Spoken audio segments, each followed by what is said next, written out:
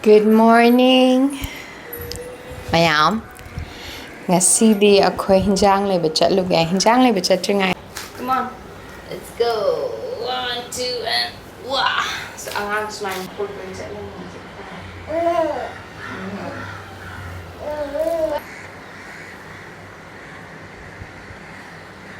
Tulog ko kaya ako panda.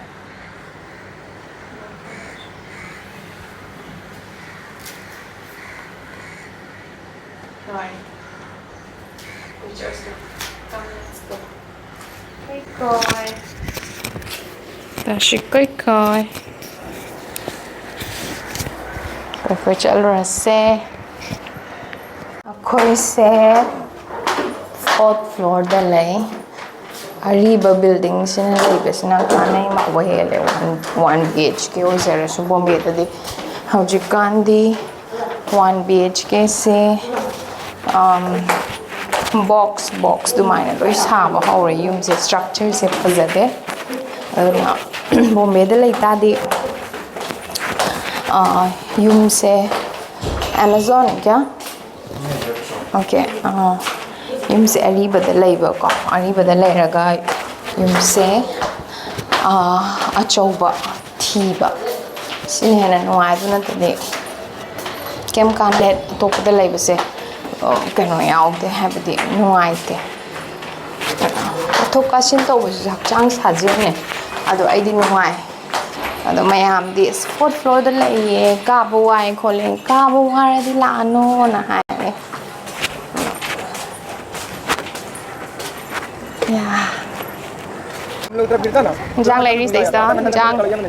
Injang से यामना यों बेले रम ड्रेस से अब कोला दन को 20 से देना हो गया और ये 2 दे दो ये निकालना अच्छा वाला काकड़ी कितना है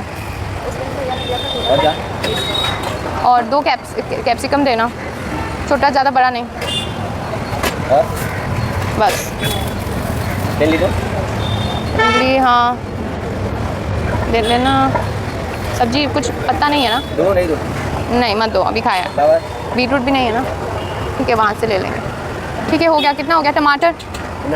टमाटर कितने का है 1 किलो 40 हाँ बड़ा बड़ा मत दो मीडियम वाला देना बड़ा बड़ा मत निकालना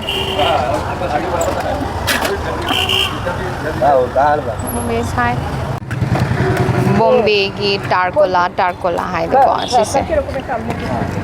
हाँ इसे मोई समर दे याम चाय यामना हेल्दी ओय इसा इंथा हल्ली दा खोय ngasi चावरगे मैंगो शेक गुमदा हाप चाय आय को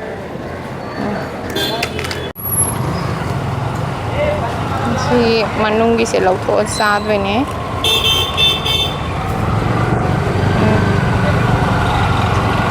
होम कैसे करके खाते हो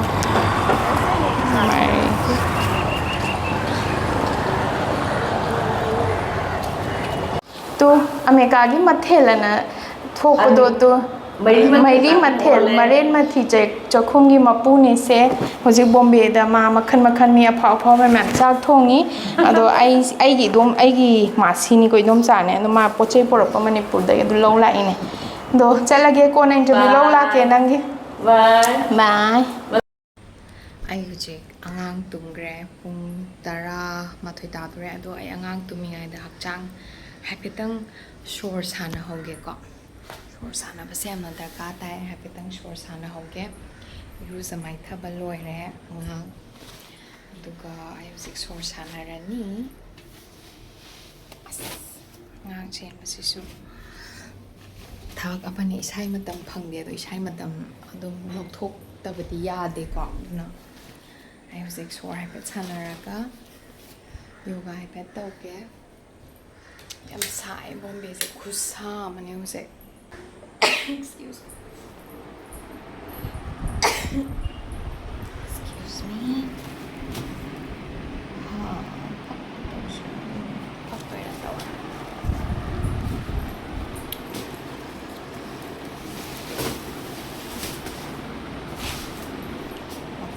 Ay kambang amoy mapan sham to hani na em sẽ phát thải đấy mai mẹ chỉ lấy mà không có là mẹ tất thành là bác Home sweet home အခွင့်အရေး yoga ဟောရရင်စ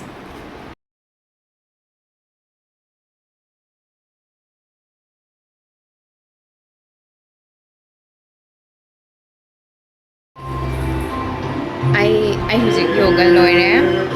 breakfast charani anduga breakfast travel kanda aina ai chanu pigi oops I breakfast travel kanda aina ai chanu pigi like tea sabi ba si se masam hape ado mathangi masam maningi masam hapte wali mamit hapte wali ngasi nahan ukibado makong yam chamna mana pai ba ngamna ba ko so koiner mas happy re Tumas ay Little Flower School to stam ko pingai na class 4 ba ko adu tamok paduda akoi art and craft ay yamna thoa yaure e class 4 dagi ay Bombay da change e anduga dai dim tokre do ay husik si breakfast charga si semagi si like thi seng ngasi sabolution do ne chan pisilai re maware ngasi di iruzareng haktang tumdri husik tumma matam mana tumgraganda maigi sigi like thise sabirani masam happy re ka mana ganda motion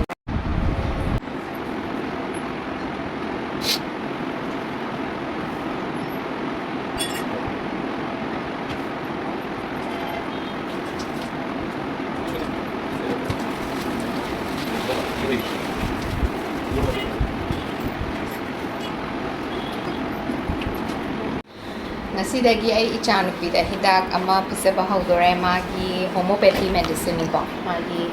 maya hogalakpa ga aduga magi strong bones oina baga adu sigi hidak se maya hawrakpa da aina ngarang aina sum thigat pada hoi maya hawrakpa da nab katang di kam mohenni adu su hekta naam phahan ba dudi pha loi ba moi tisna tha taruk ta gi pi ba ho doine ma tha taruk se mathang tang amada mapun pha doine ado ai handak tha numit ngasimu tang kya kun manga kun taru yore duna ai dun ngasi dagi pi ba horani kamaina pi ga dagi have matam da si se capsule ni ko capsule ni na ai na pi doi se sumaina lei guli se sumaina sigi matum macha sigo ka sida takhairani ai gi breast milk ka mix tausanarani ai breast milk ka mix tausanara ga mamanda se doina zera se pirage sorbetiel ekame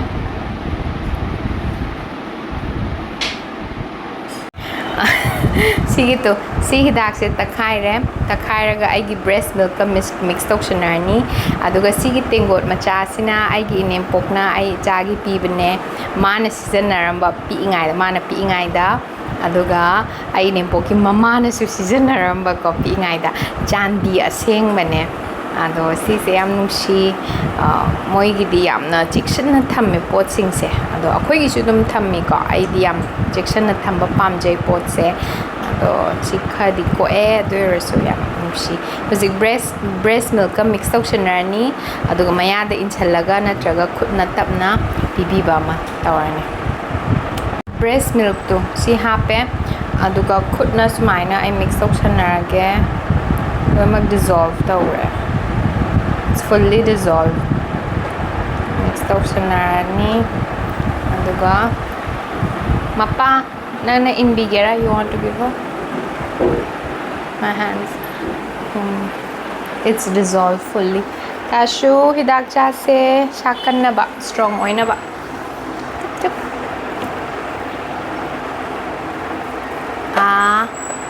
wait don't move so much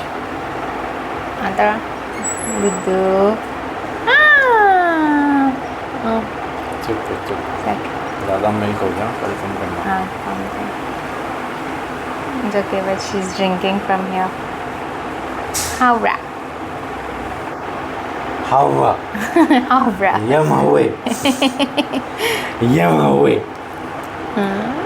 she's loving it away.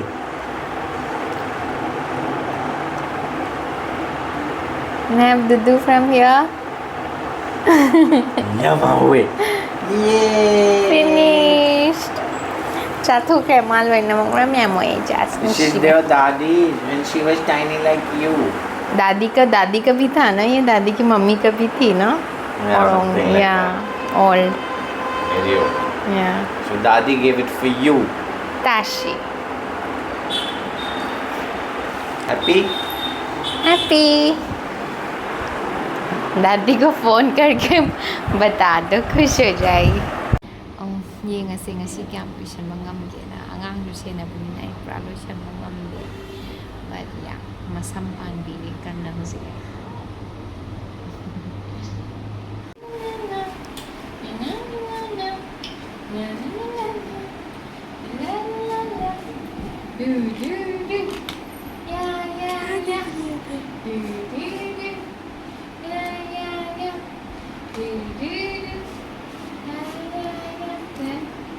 अभी हाथ में पकड़ के करना है ना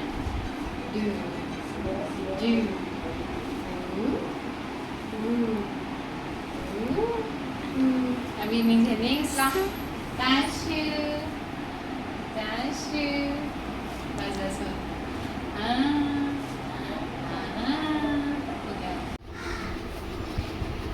ay ang tumgare husek nung thengi ani shubagi sleep tumgre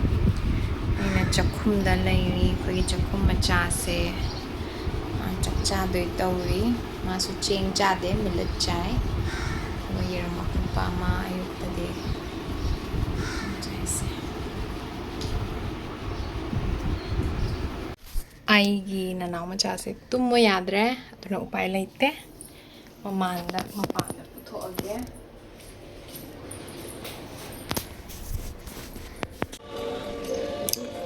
gardening तौरी हुजे खोई है इन पाना मागी खाद के गा लेरगा खाद इस खाद से अमेज़न दगी किने कहीं Amazon get from Malaysia. This is सरसों नीम वो मेरे दी फंगे शुरू मार ना Even mitti we call from Amazon in here.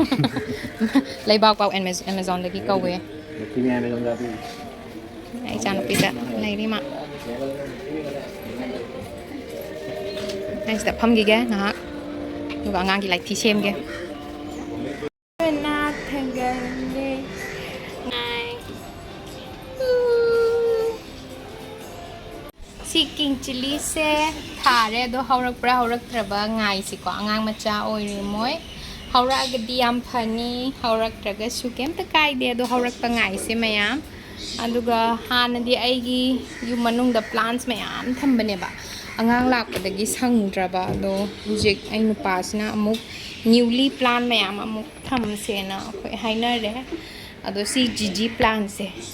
plant se sunlight ta yam phazan hawe ba si Africa gi kano ma plant hai me do bathroom dagi chawre ni si se pitu dagi ngo yam chawre ado si su yam chawre mana semi ngaktane si sing ado si su haurakpra yengase mathangi vlog ta kamai thamge do mayam thingnaraga yengase nungsa syam sai ngasi di sa syam sai do nungsut eng basu sitle ando angangi light thi so ai semba loire hujik tu ngasi ekadashi na mit phari ngai se lo shalo ge na sham lo shalo banda duga yam perfect ti oi de ko the just nungsina sabi bu khata ne darkar ise duga masu se gardening ta bono selectore umorok to hoba ngai rage umorok to yam hogala di as nungai ni cham thokda nuksit dikhra ing basit le aina like thi size atai gin te pi ingai da is like thi am sai ba koi gi charu tawraga tawbodo phi ama ye salaga ado hojikti khartang tungana sare ko magi aina Amazon dagi kauraga pochai myam se ando ngasi dis de loishala se video ai hujik pung manga tare angang massage to wiraga iruzabirani anduga ma tumalani mung taruk ꯇꯔꯦꯠ ꯑꯗꯥꯏꯗ ꯑꯗꯨꯝ ꯇꯨꯝꯃꯤꯀꯣ ꯑꯗꯨꯒ ꯍꯧꯒꯠꯂꯛꯄꯁꯦ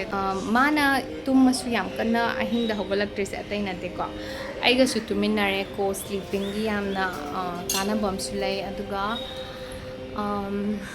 ꯑꯩ sugar consume ꯁꯨꯡꯇꯧ ꯇꯧꯗꯦ ꯑꯗꯣ brace ꯃꯤꯜꯛꯇꯁꯨ effect ꯇꯧꯋꯦ sugar ꯆꯥꯔꯒꯗꯤ ꯁꯨꯒꯔ ꯔꯁ ꯀꯩꯀꯥ ꯂꯩꯗꯅꯀꯣ ꯑꯉꯥꯡꯗꯁꯨ ꯑꯗꯣ